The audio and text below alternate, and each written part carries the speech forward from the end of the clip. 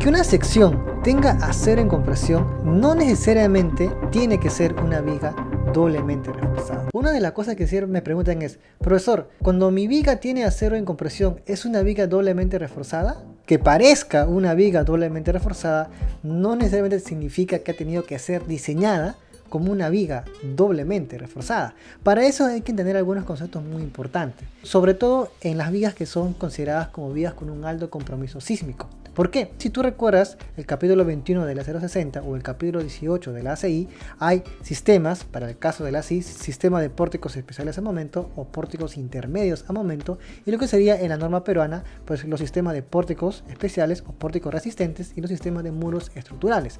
En ambas situaciones, las vigas tienen un compromiso sísmico, quizás en uno más que en el otro, pero ¿qué es a lo que voy? Si tú recuerdas las disposiciones sísmicas, entenderás que se requiere una cantidad de acero en compresión que es un porcentaje del acero en tracción en los extremos de una viga, porque obviamente es ahí donde se genera un incremento de los momentos debido justamente por la fuerza sísmica.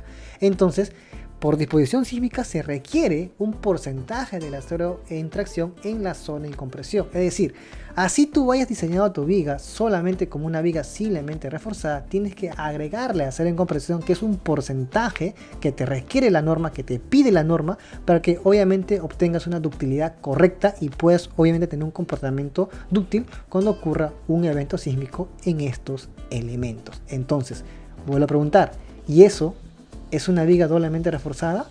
Creo que ya te das cuenta que no, porque yo la he diseñado como una viga simplemente reforzada. Sin embargo, yo le he tenido que agregar acero en compresión debido a las exigencias sísmicas que están en estos capítulos, por ser vigas de sistemas de pórticos o de sistema de muros. Entonces, profesor, ¿cómo yo distingo o cómo yo me doy cuenta cuando he diseñado una viga doblemente reforzada? Es decir, cuando yo miro un plano y veo una sección con acero en la parte de tracción y acero en la parte de compresión, ¿cómo yo sé que ha sido diseñada como una viga simplemente reforzada o una viga doblemente reforzada? Muy bien, eso en el siguiente video.